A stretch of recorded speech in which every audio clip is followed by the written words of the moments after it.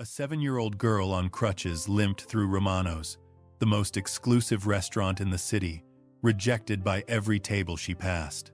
When she finally stopped in front of a mafia boss covered in tattoos and danger, her voice barely broke through the clinking of wine glasses. "Can I share this table?" Everyone else said no.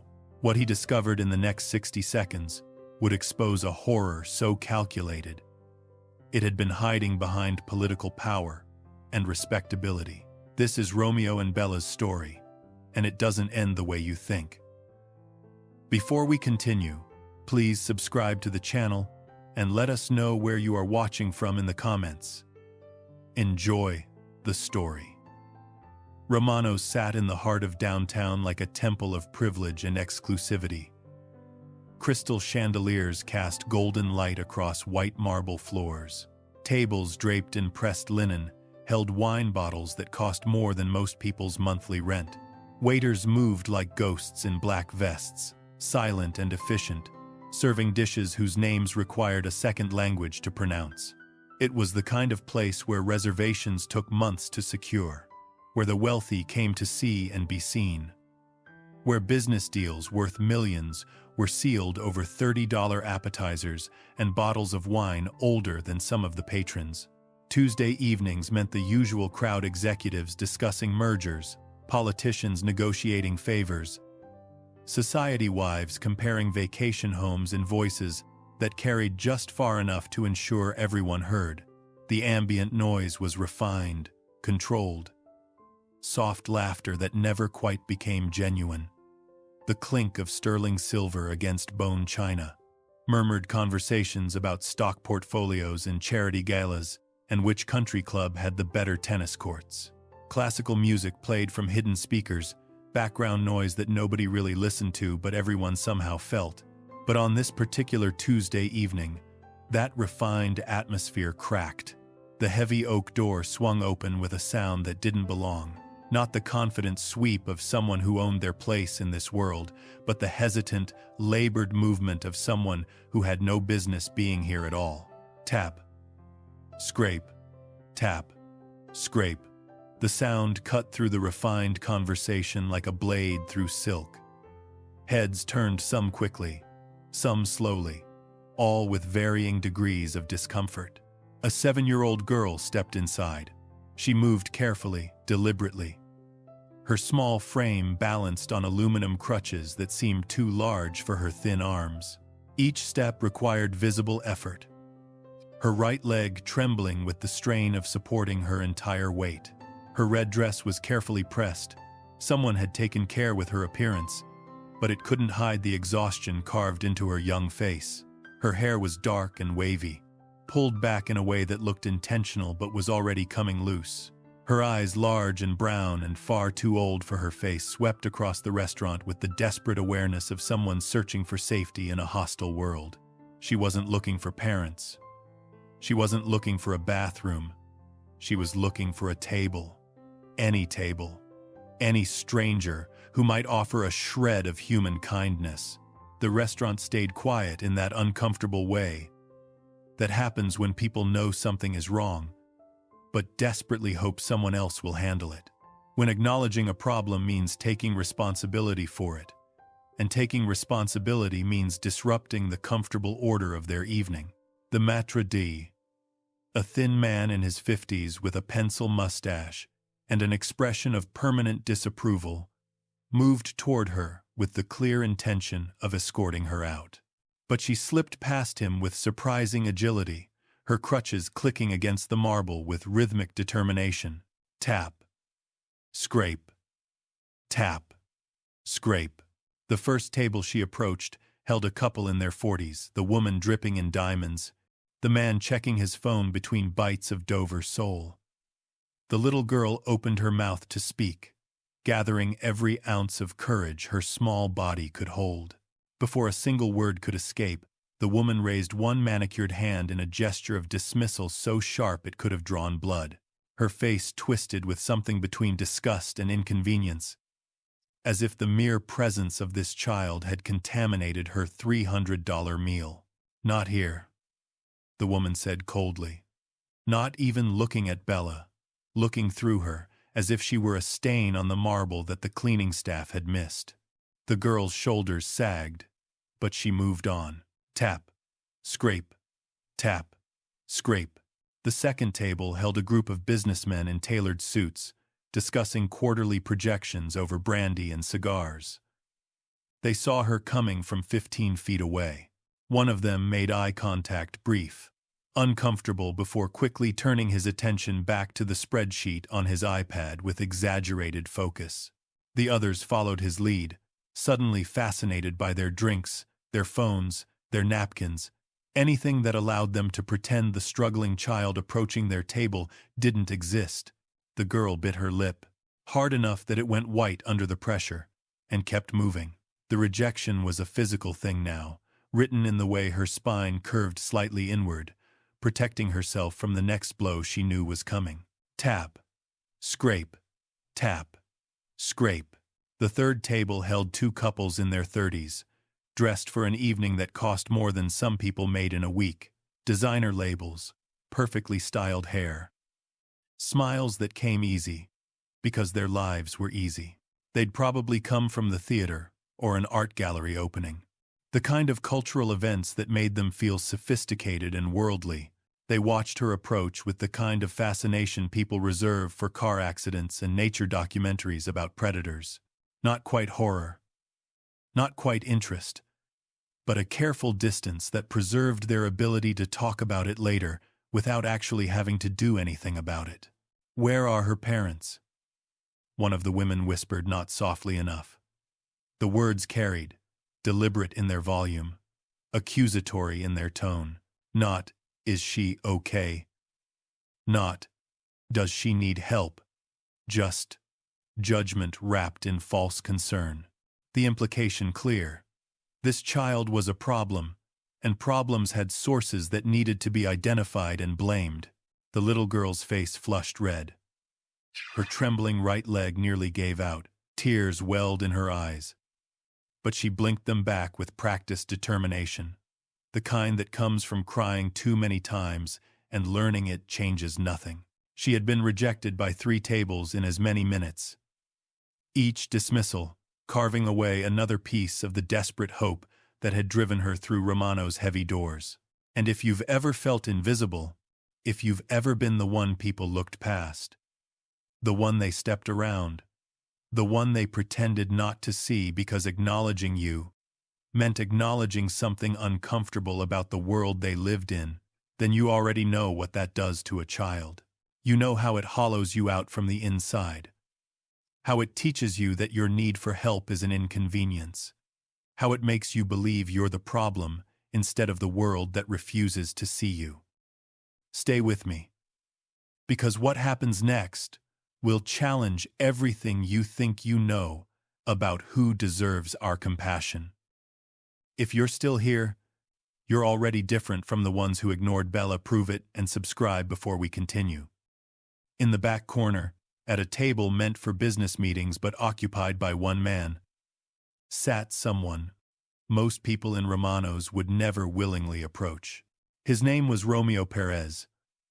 Late 30s, though the life he'd lived made him look both younger and older simultaneously. His black suit was expensive, custom-tailored, Italian fabric, the kind that cost more than a used car. But it did nothing to soften the danger that radiated from him like heat from asphalt in summer. Tattoos crept up his neck from beneath his collar. Intricate patterns that told stories to anyone who knew how to read them. His dark hair was styled back, revealing a face that was striking in the way dangerous things are. Striking sharp cheekbones, a jaw that looked carved from stone, and eyes that had witnessed too much violence to be shocked by anything. But it was the presence that made people unconsciously step back when he walked past. The way conversations quieted when he entered a room. The recognition, conscious or not, that this was someone who operated outside the normal rules that governed civilized society. Romeo Perez was the kind of man mothers warned their daughters about. The kind politicians quietly did business with, while publicly condemning. The kind who could ruin lives with a phone call. or save them with the same effort, depending on how the moment struck him. He was eating alone grilled salmon, roasted vegetables, a glass of red wine that cost $200, and reviewing documents spread across the white tablecloth. Business. The kind that required privacy and could never be conducted in an office with official letterhead. He'd chosen Romano's because it was neutral territory. Expensive enough to discourage certain crowds. Exclusive enough to ensure privacy. The staff knew him. They didn't ask questions.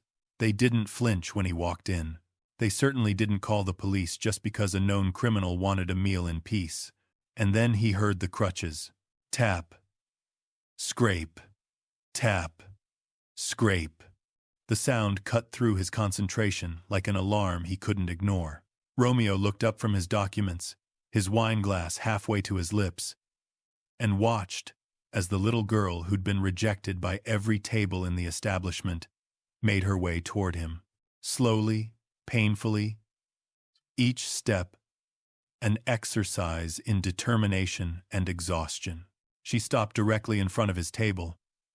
So close, he could see the dirt smudged on her hands, where she'd gripped the crutches too tightly for too long. The way her small chest rose and fell with labored breathing from the effort of crossing the restaurant. Her dress was pressed, but it didn't fit right, bought without her present, meant for a child who didn't exist. But it was the bruises that hit him with the force of recognition. Yellow-green marks on her right cheekbone, fading but unmistakable. The kind of yellow that meant they were old, maybe a week, healing from purple to that sickly shade that spoke of impact and pain. And there, on her upper arms where her short sleeves revealed pale skin, purple marks in a pattern Romeo had seen too many times in his 40 years. Fingerprints. Adult-sized fingerprints that had gripped hard enough to leave their impression behind. His jaw tightened.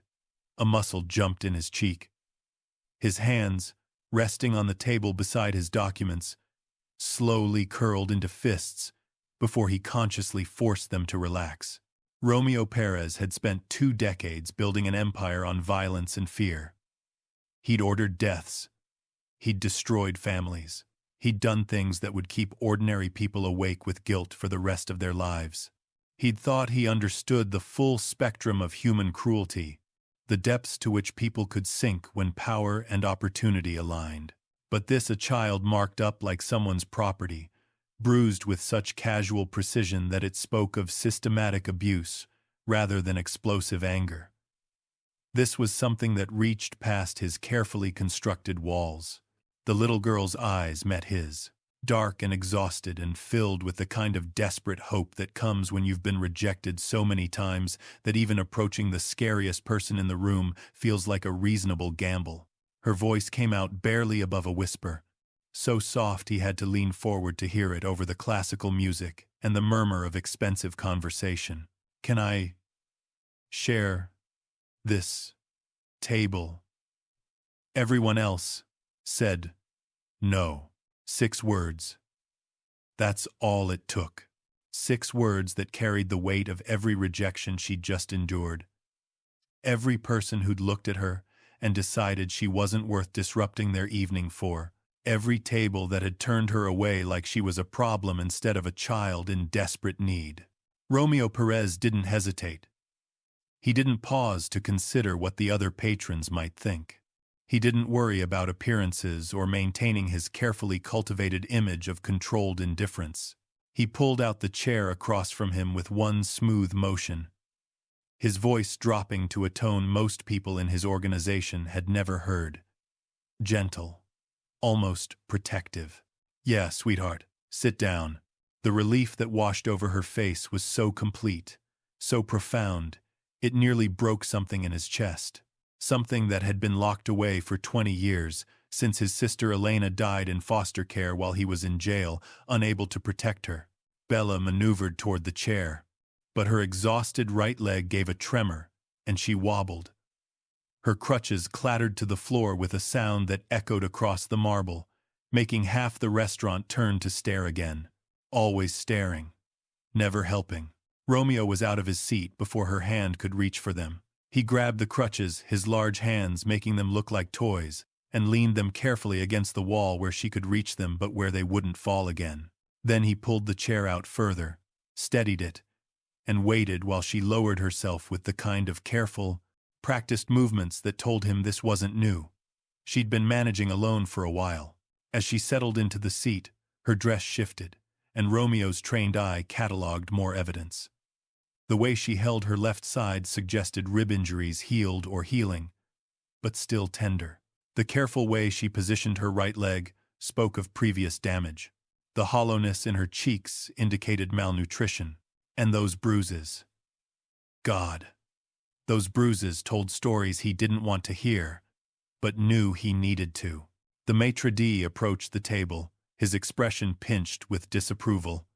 Mr. Perez, if there's a situation that requires— There's no situation, Romeo said quietly.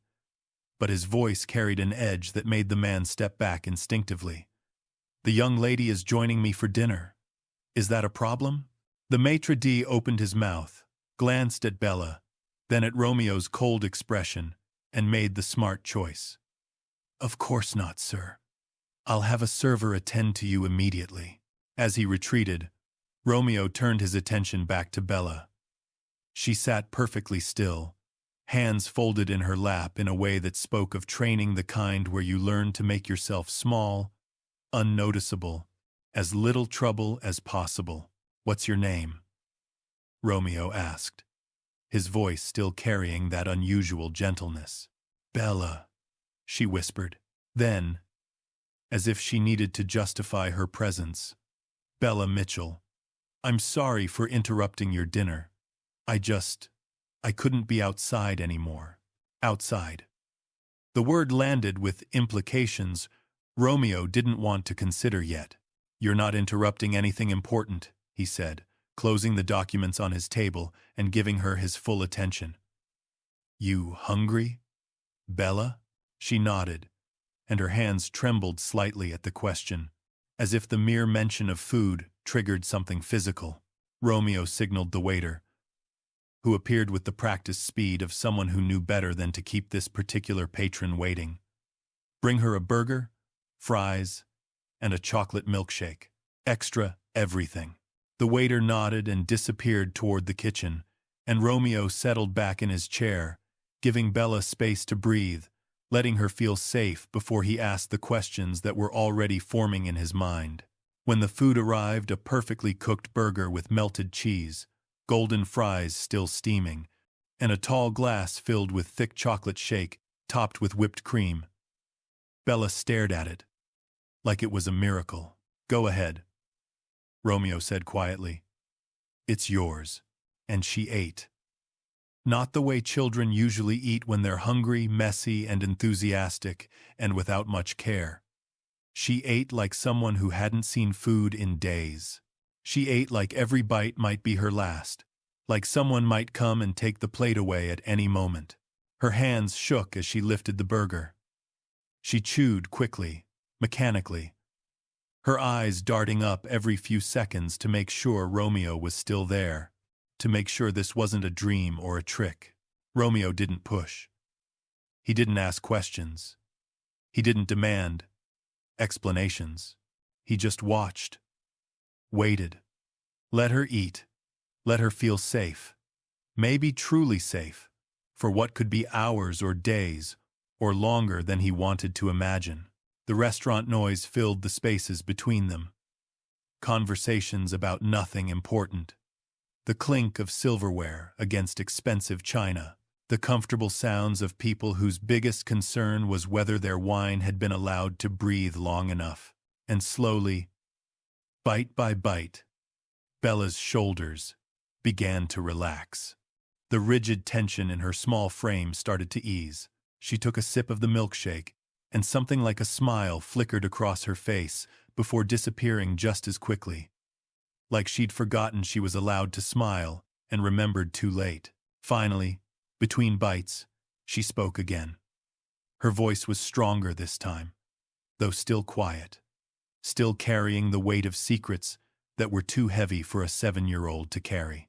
I'm not supposed to be here, Romeo set down his wine glass and gave her his full attention. "Where are you supposed to be?" "Home." The word came out flat, empty of any warmth that word should carry. But I couldn't stay there anymore. Something in Romeo's chest tightened. He leaned forward slightly, elbows resting on the table, making himself as non-threatening as possible, despite his size and reputation. "Why not?" Her hands started shaking. The French fry she'd been holding dropped onto the plate with a soft sound that somehow felt too loud. Her breathing quickened. Her eyes filled with tears that she'd been holding back. That she'd probably been holding back for so long they'd become part of her. And then, the dam broke. Tears poured down her face, silent at first, streaming over those yellow bruises, dripping off her chin onto her carefully pressed dress.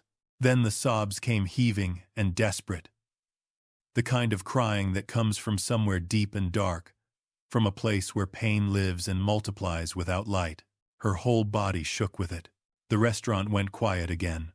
Conversations stopping mid-sentence. Wine glasses pausing halfway to lips. But this time, it wasn't judgment in the air, it was uncomfortable awareness.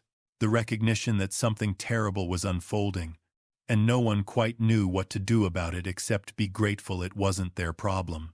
"He hurts me," Bella choked out between sobs, her voice breaking on every syllable.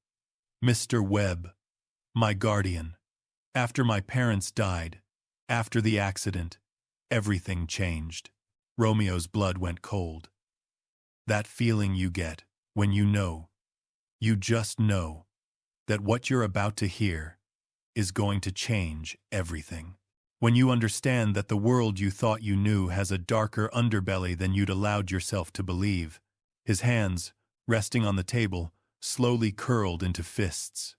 Every muscle in his body tensed.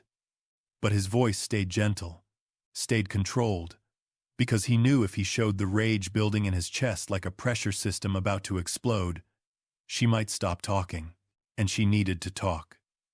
She needed someone to finally listen. "Tell me what happened, Bella," Romeo said quietly. "Take your time. I'm not going anywhere." It was a promise. And when Romeo Perez made a promise, he kept it, even if keeping it meant burning down everything he'd built. Have you ever been invisible when you needed help most? Have you ever watched people look away when someone needed them? Drop a comment below and tell me, would you have been brave enough to approach Romeo's table? Or would you have been like everyone else who said no? Romeo had spent 40 years learning to read violence the way other men read stock tickers or weather patterns. It was a survival skill honed in childhood and perfected through decades in a world where missing the signs could get you killed. He could catalog a man's capacity for cruelty in the span of a handshake, identify a threat before it fully materialized, recognize predators by the way they moved through a room. But reading violence on a child's body was different. It wasn't strategic assessment or tactical awareness. It was rage wrapped in helplessness, fury mixed with something uncomfortably close to grief. The fingerprints on Bella's upper arms were unmistakable adult-sized, wrapped completely around her thin limbs in a pattern that spoke of deliberate restraint. Someone had grabbed her hard enough to leave purple impressions that would take weeks to fade. Beneath those fresh marks, Romeo could see older bruises in that sickly yellow-green stage of healing. Evidence that this wasn't an isolated incident, but a pattern. She sat carefully, he noticed, favoring her right side in a way that suggested rib injuries.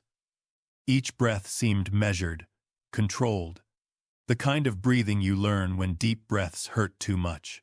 Her cheekbones were too pronounced, her wrists too thin, her collarbones visible beneath the neckline of her dress in a way that spoke of systematic neglect. The dress itself told another story. It was pressed and clean, suggesting someone cared about appearances, but it hung wrong on her small frame, too loose in some places, too tight in others. Bought without her present, Romeo realized. bought to maintain the illusion of care without actually caring enough to ensure it fit. When the food arrived and Bella began to eat, Romeo watched her hands tremble with each bite. She was trying to maintain dignity, trying to eat like a normal child having a normal meal, but desperation leaked through every movement. The way she gripped the burger like someone might take it away. The way she chewed quickly, barely tasting, prioritizing volume over enjoyment. The way her eyes kept darting to the plate, as if checking that it was still real. Romeo had seen many kinds of violence. He'd ordered beatings, witnessed executions, lived in a world where brutality was currency and cruelty was often the most efficient path to power. But violence against children occupied a different category in his mind. Something that violated an unspoken code even in his world, where codes were flexible and morality was negotiable. It was Tuesday afternoon, he noted. School would still be in session. Yet, here was Bella, alone, in an expensive restaurant, no backpack, no adult supervision, wearing a dress instead of school clothes. Everything about the situation screamed wrong, in a frequency only certain people could hear. And the way she kept glancing at Romano's entrance, her body tensing each time the door opened, told Romeo she was expecting something terrible, not hoping someone would find her, fearing it. "I'm sorry for bothering you," Bella said between bites, her voice small and apologetic in a way that made Romeo's chest tighten. I couldn't stand outside anymore, and I thought, maybe, if I sat somewhere nice, I could pretend things were okay, just for a little while." The statement broke something in Romeo that he'd thought was beyond breaking.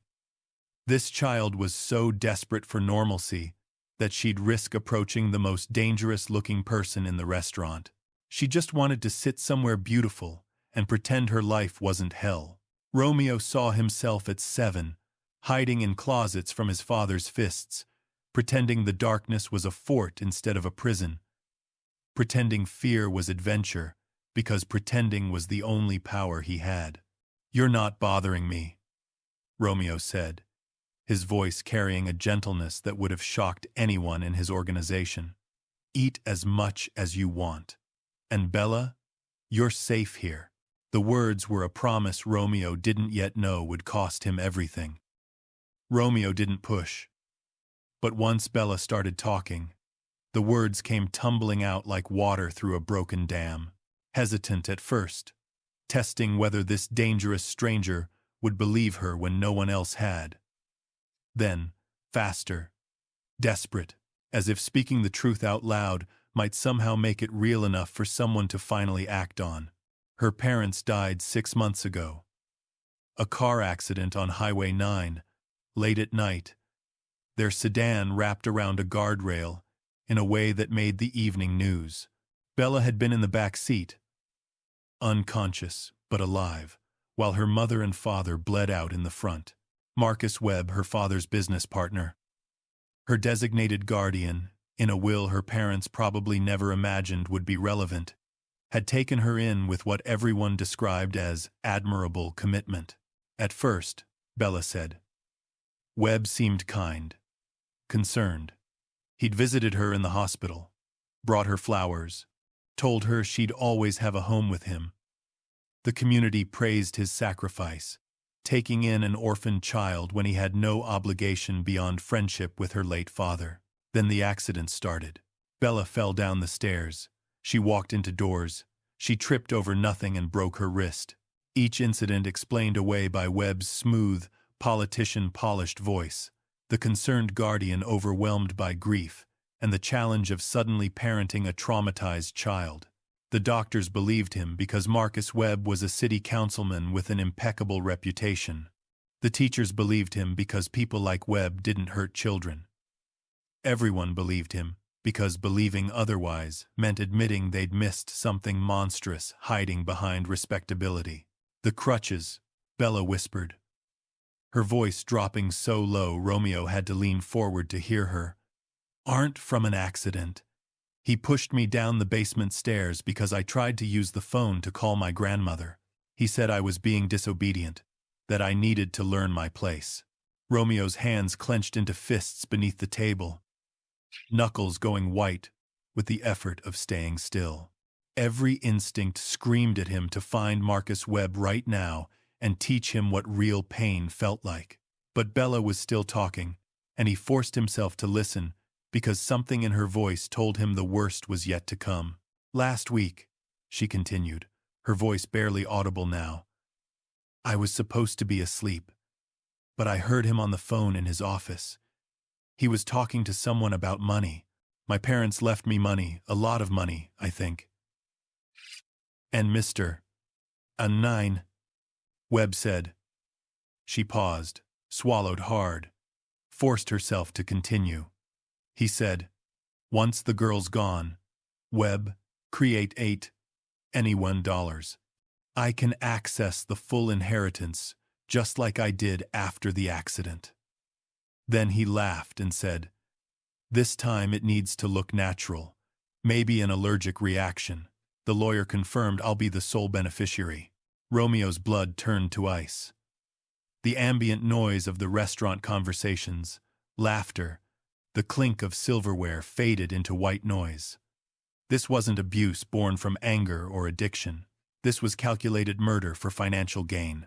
And if Webb had killed Bella's parents for their estate, he'd already gotten away with it once. Bella, Romeo said carefully, his voice deadly calm in the way that made his lieutenants nervous. Do you have any proof of this conversation? She reached into her dress pocket with trembling fingers and pulled out a battered smartphone, old cracked screen, but still functional. It's my mom's old phone. Mr. Webb doesn't know I have it. I recorded him that night. I didn't know what else to do. Her voice cracked. I tried to show it to my teacher, but she said I must have misunderstood. That Mr. Webb was a good man, and I should be grateful he took me in. She said sometimes grief makes us imagine things. Romeo took the phone and the earbuds she offered. As he pressed play, Marcus Webb's voice filled his ears, smooth, confident, discussing the girl, like she was a financial obstacle rather than a human being, discussing timelines and methods with the casual tone of someone planning a business merger rather than a child's murder. When the recording ended, Romeo sat perfectly still. This was the evidence that would either save Bella's life or get them both killed trying. Bella's small hand suddenly gripped Romeo's with surprising strength, her fingers wrapping around his scarred knuckles like a lifeline. Please don't leave me, she begged, tears spilling over and cutting tracks through the grime on her face. Everyone leaves. Everyone looks away. I thought maybe you'd be different. But if you're like everyone else, I don't know what I'll do. If this moment hit you the way it hit me, subscribe. Don't be another person who walks away. When a child finally speaks up. Romeo looked down at this 7-year-old girl who had shown more courage than most of his soldiers, who had survived systematic torture and still found the strength to walk into a restaurant full of strangers and ask for help one more time, who had documented her own abuse because she understood that without proof, no one would believe her. Over a city councilman, he thought of Elena, his little sister, who died in foster care 20 years ago while he rotted in jail for a crime that didn't matter anymore, who had needed him, and he hadn't been there. He'd spent 2 decades building an empire to ensure he'd never be powerless again, accumulating wealth and influence and the kind of fear-based respect that made problems disappear. It was time to use that power for something that actually mattered. Listen to me very carefully, Bella, Romeo said, his voice carrying absolute certainty. I'm not leaving you. Not tonight, not tomorrow, not ever.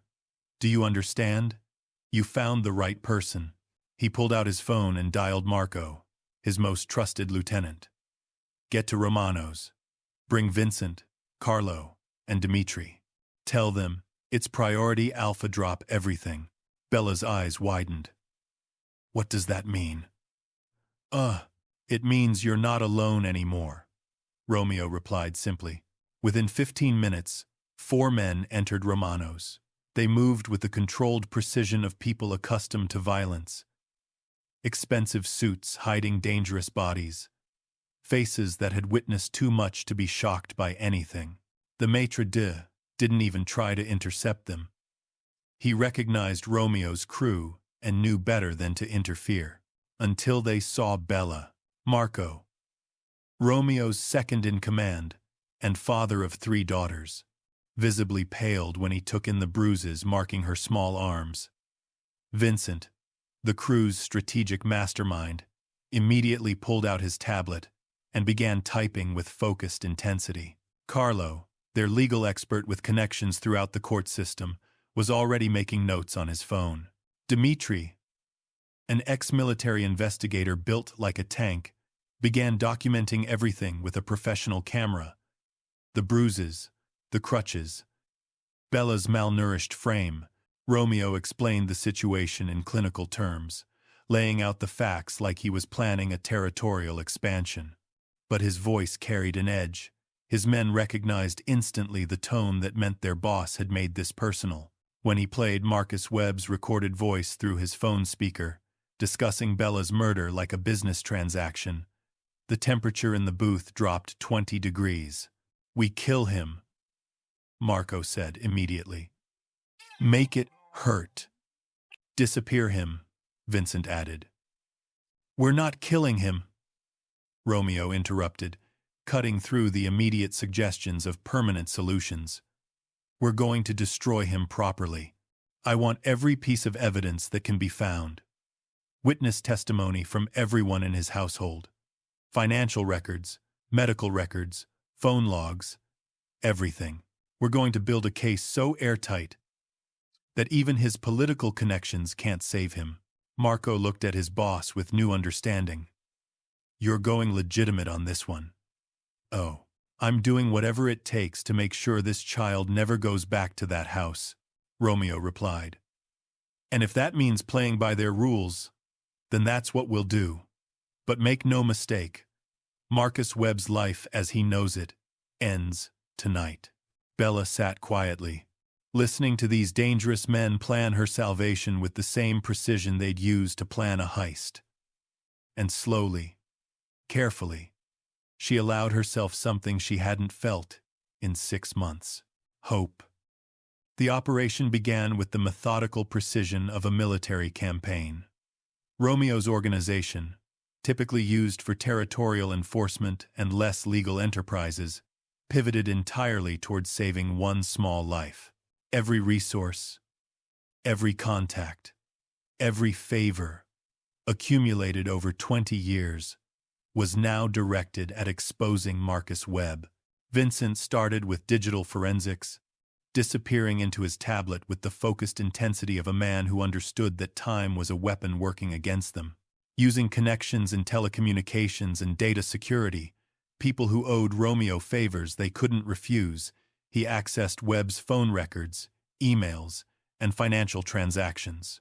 What he found was damning enough to make even Vincent's hardened expression darken.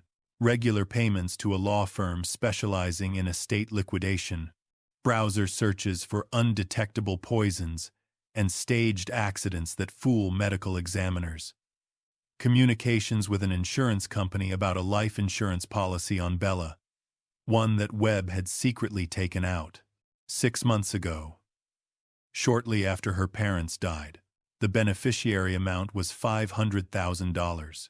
Carlo mobilized his network within the legal system, calling in favors from judges, prosecutors, and law enforcement contacts who'd looked the other way on Romeo's activities in exchange for information or assistance. He contacted his cousin in the FBI, Special Agent Lisa Torres, who handled financial crimes and corruption cases. Carlo presented it not as a favor, but as a legitimate investigation into embezzlement, insurance fraud, and attempted murder. Agent Torres was initially skeptical. Romeo Perez's organization calling with a child abuse case raised obvious questions about motives and reliability. Then Carlo played her the recording of Marcus Webb casually discussing murdering a 7-year-old for inheritance money. After that, Torres was all in, requesting emergency authorization to open a federal investigation. Dimitri took the hardest assignment, getting testimony from Webb's household staff.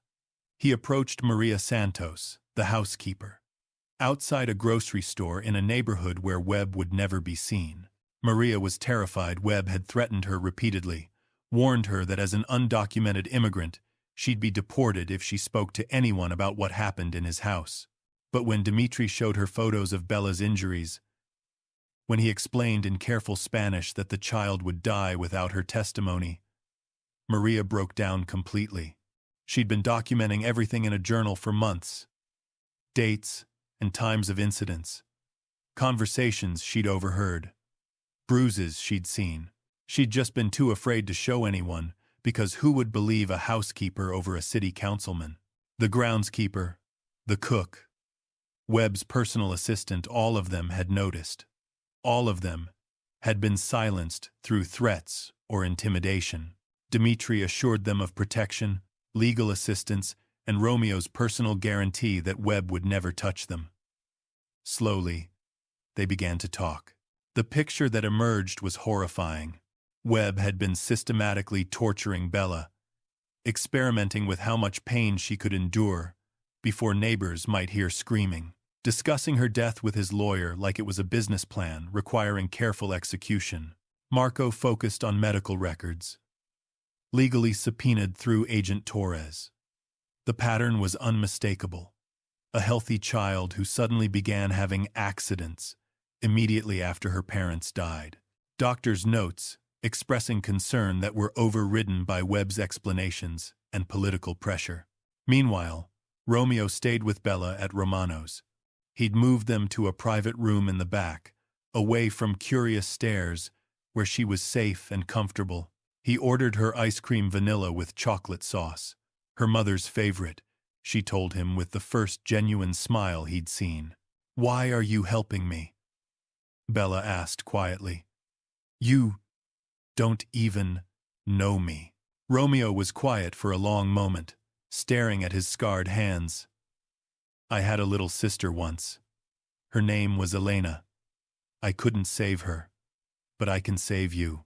It was the most honest he'd been with anyone in 20 years. By midnight, Agent Torres had enough evidence to request an emergency warrant. Federal judges didn't appreciate being woken at night. But when Torres presented the compiled file, Webb's own recorded voice discussing murder, financial documents proving embezzlement from Bella's trust, testimony from 4 household staff members, and medical records showing a pattern of systematic abuse, Judge Raymond Castellano signed the warrant immediately. His hand shook with rage as he wrote his signature. At 2:47 a.m., FBI agents surrounded Marcus Webb's stately brownstone in Riverside Heights, one of the city's most affluent neighborhoods, where crimes like this weren't supposed to happen. Webb answered the door in silk pajamas that probably cost more than most people's monthly rent, his politician's smile already sliding into place. "Gentlemen, there must be some mistake. Marcus Webb, you're under arrest for attempted murder, embezzlement, fraud, and child endangerment," Agent Torres announced, her voice carrying across the manicured lawn. The smile died on Webb's face as he realized his carefully constructed facade was crumbling in real time. "You have the right to remain silent." Neighbors, roused by the commotion, watched from their windows as the respected city councilman was led away in handcuffs, his perfect image shattered under the harsh glare of police flashlights. Several would later admit to investigators that they'd heard crying from the house over the past months but convinced themselves it was none of their business. Someone else's problem, not their concern. The search of Webb's home revealed horrors that shocked even the experienced FBI agents who'd seen their share of human cruelty. Bella's room wasn't a bedroom, it was a cell. The door had a heavy deadbolt lock on the outside. The window was nailed shut and painted over. Her bed was a thin mattress on the floor with a single blanket, despite the house having central heating. Hidden cameras were positioned in the corners, monitoring her constantly. A locked cabinet in Webb's bedroom held prescription medications and syringes, suggesting he'd been experimenting with drugs to make her eventual death appear medical. But the most damning evidence was in Webb's study, filed with meticulous care in a folder labeled Estate Planning. Detailed financial spreadsheets showing exactly how he planned to access Bella's $2 million inheritance. Handwritten notes about her parents' car accident, which investigators now realized wasn't an accident at all. Webb had documented his tampering with their brake lines, causing the crash that killed them and traumatized Bella. He'd been planning this for over a year, grooming himself as the concerned business partner and godfather, positioning himself in their will, waiting for the right moment. The murder of 2 people and the planned murder of a child. All for money he didn't need but wanted anyway.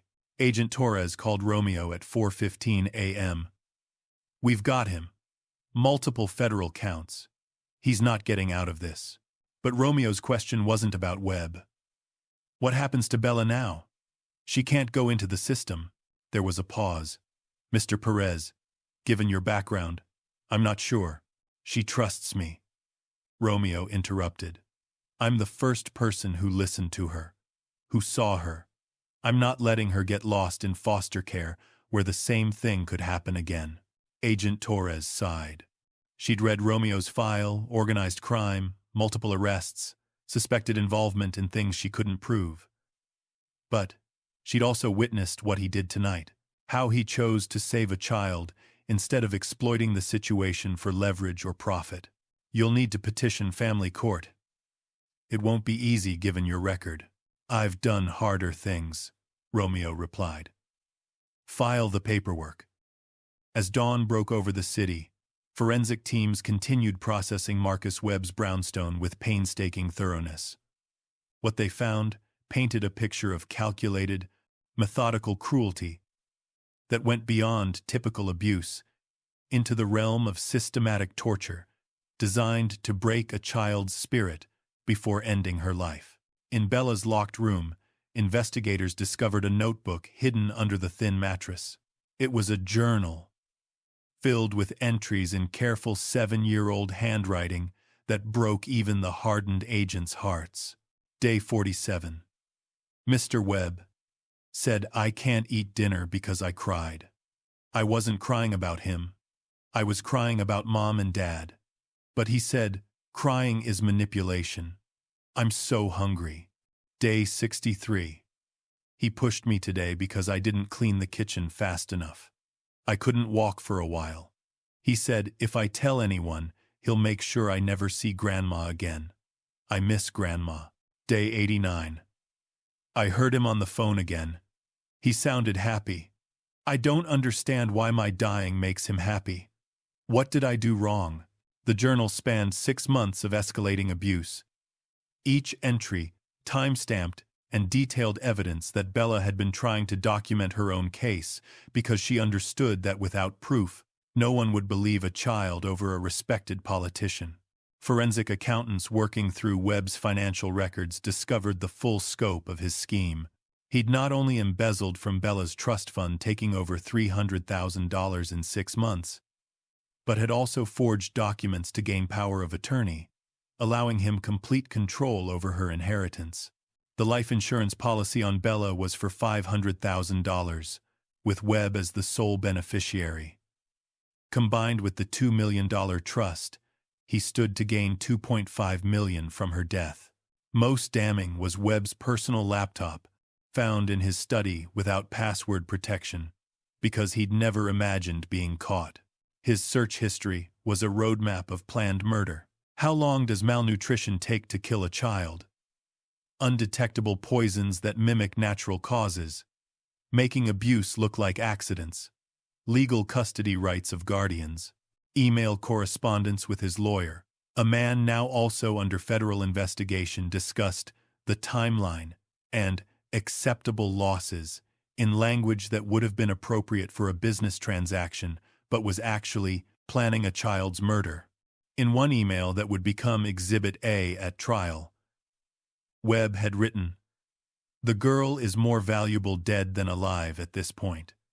She's becoming difficult to manage, and the trust fund is almost depleted.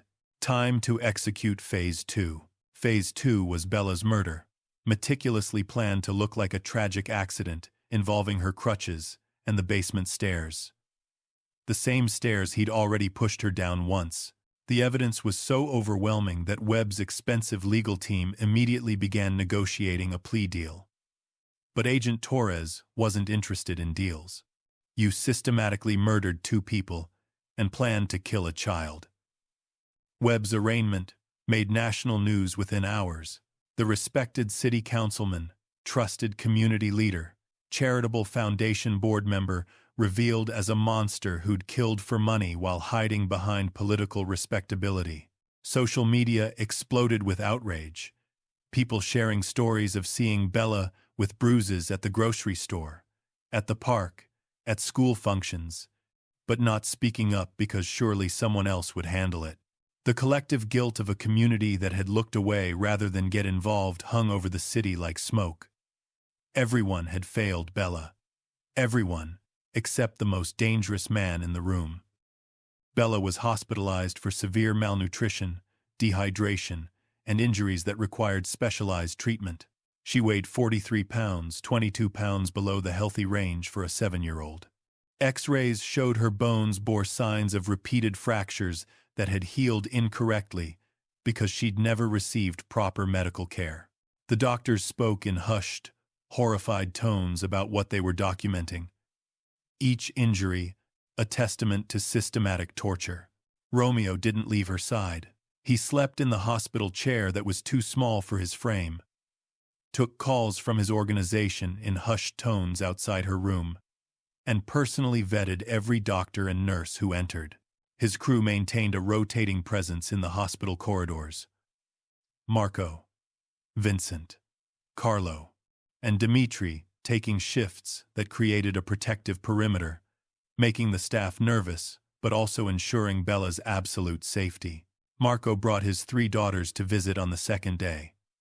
The girls were 8, 10, and 12, and their presence helped Bella remember what normal childhood interactions looked like.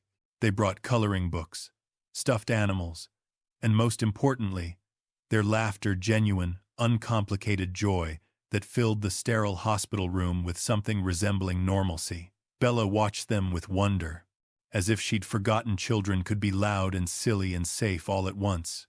Carlo arranged for Dr. Sarah Chen, a child psychologist specializing in trauma, to begin therapy sessions.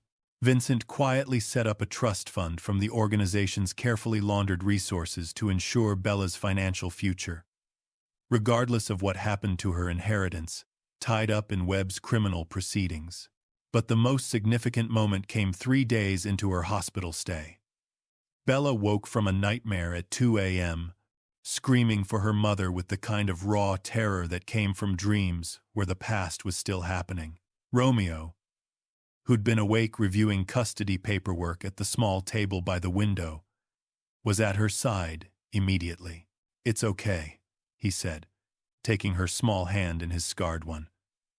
Bella's terrified eyes struggled to focus, reality slowly replacing whatever horror her sleeping mind had conjured.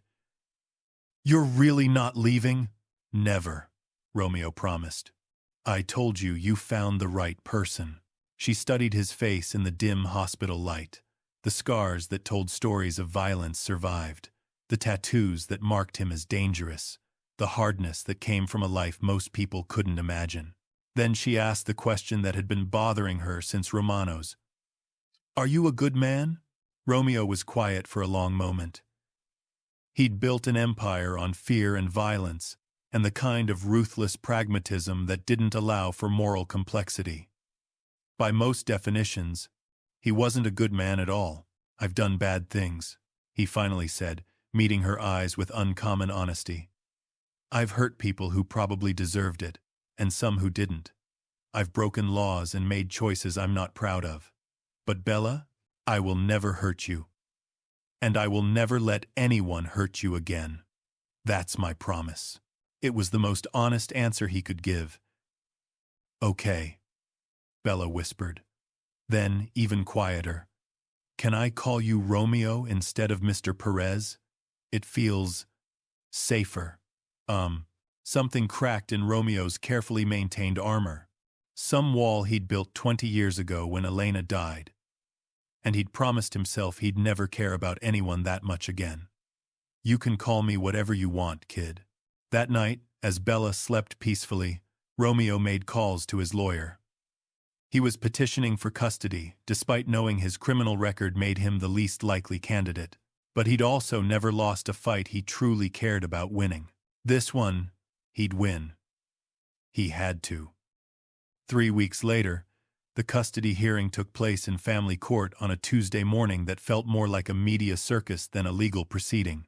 The courtroom was packed with reporters, social services representatives, and FBI agents who'd become personally invested in Bella's case. Marcus Webb, held without bail on federal charges, watched via video feed from county jail. His expensive suit, unable to hide the defeat, carved into his features or the rage simmering beneath. Romeo Perez sat at the petitioner's table with Carlo serving as his attorney. On the other side, the state had assigned a guardian ad litem to argue that Bella should enter foster care, while her grandmother, located in Florida and in poor health, got her affairs in order to potentially take custody. Judge Catherine Moore, a black woman in her 50s, with silver-streaked hair and a reputation for fierce protection of children's rights, reviewed the case file with an expression that grew darker with each page. She'd read Bella's journal entries. She'd reviewed Webb's horrifying search history. She'd seen the medical reports documenting systematic torture, and now she had to decide the fate of a child who'd been catastrophically failed by every system designed to protect her. "This case," Judge Moore began, her voice carrying across the silent courtroom, "represents a fundamental failure of our social safety nets. Multiple adults, teachers, doctors, neighbors, social workers, saw clear signs of abuse and did nothing. Marcus Webb exploited his position and respectability to torture a child in plain sight." She looked directly at Romeo. "Mr. Perez, your petition for custody is unusual. Your criminal record includes arrests for assault, racketeering, and suspected involvement in organized crime. You have no previous experience as a parent. You are, by conventional wisdom, exactly the kind of person we should not place a vulnerable child with." Romeo met her gaze steadily, his voice calm. "That's all true, Your Honor. I'm not going to pretend to be something I'm not, but I will tell you this.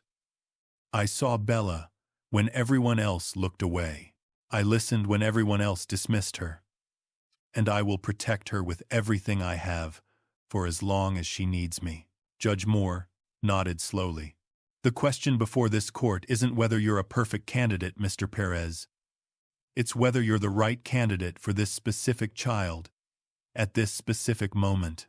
She turned her attention to Bella, who sat small and nervous in the witness box, still using crutches though she'd gained 8 pounds and her bruises had faded to yellow shadows.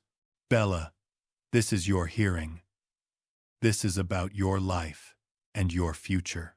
I need to ask you, where do you want to go? You can say foster care, you can say your grandmother in Florida, or you can say Mr. Perez. Whatever you choose, I will do everything in my power to make happen." The courtroom fell absolutely silent. Everyone watched as Bella looked at her options. The social worker with the practiced smile, the guardian ad litem she'd met twice, her grandmother on a video call looking frail and overwhelmed. Then she turned to Romeo. Their eyes met across the courtroom, and Bella saw what she'd needed all along. Someone who saw her not as a burden, or a problem, or a paycheck, but as a person worth saving. She reached toward Romeo, her small hand extending across the distance between them. "He's the only one who saw me," Bella said, her voice clear despite her tears. Everyone else looked away. "He's the only one who made me feel safe. I want to stay with Romeo. Please." Romeo crossed to her, kneeled down so they were eye level, and took her hand. The courtroom watched as the feared mafia boss and the traumatized child held on to each other like they were both drowning and had finally found solid ground. Judge Moore wiped her eyes. "Mr. Perez, I'm granting you temporary custody with a path to permanent custody pending regular home visits, mandatory parenting classes, and psychological evaluations. You will work with a family therapist. You will maintain legal employment, and you will understand that the moment I believe Bella is in danger, this order is revoked." She paused. "But I will also say this. Family isn't always found in conventional places. Bella chose you. Mr. Perez, don't make her regret it." "I won't, Your Honor," Romeo said. It was a promise he meant with every fiber of his being. If you followed Bella this far, don't watch silently. Subscribe, because stories like this deserve people who stay until the end. 6 months later, Romeo's penthouse had transformed in ways his crew never imagined possible. The minimalist, masculine space, with its black leather furniture and stark white walls, now featured bright colors. Children's books stacked on every surface, and artwork from Bella's therapy sessions covering the refrigerator. His home office, formerly used for conducting business that couldn't be discussed in public, now doubled as a homework space, where Romeo helped Bella with multiplication tables and spelling words.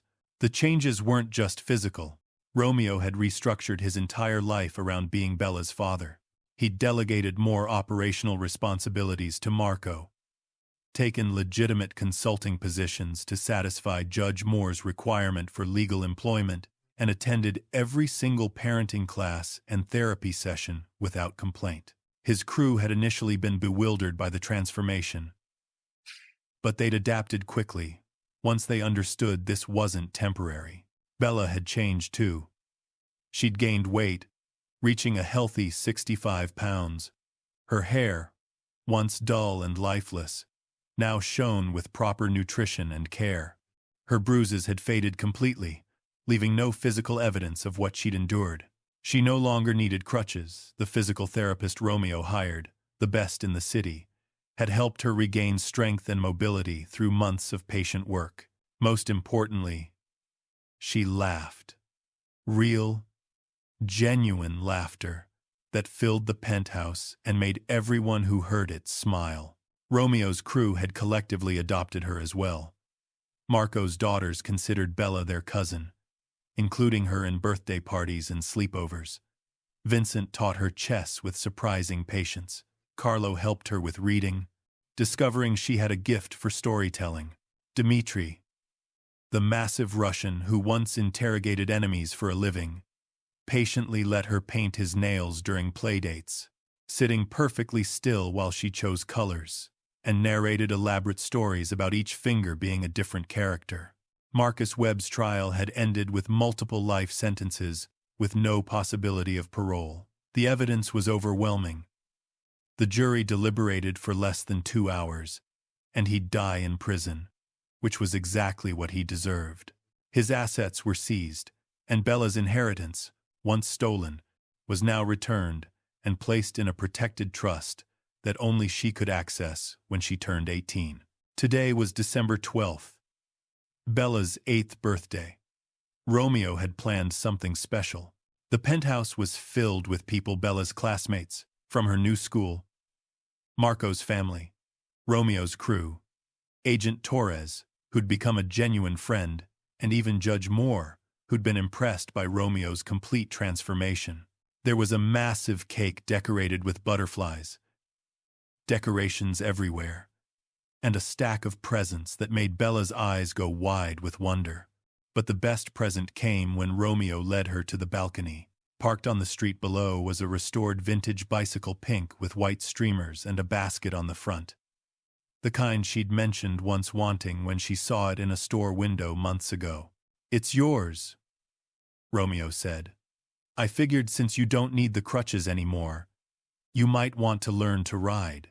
Bella threw her arms around him, hugging him with the fierce love of a child who understood exactly what it meant to be saved.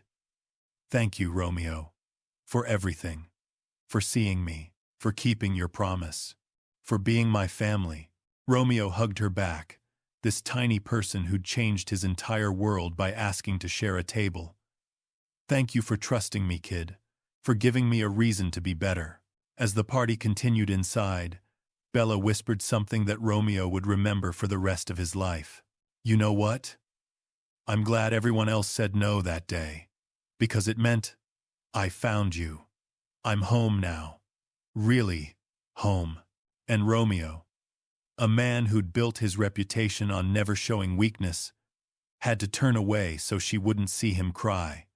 Because she was right. They were both home. If this story touched your heart, please subscribe and share it with someone who needs to remember that heroes don't always wear capes. Sometimes they wear tattoos and criminal records, but choose to save a life anyway. Comment below where you're watching from and tell me, would you have been brave enough to ask that question at Romeo's table?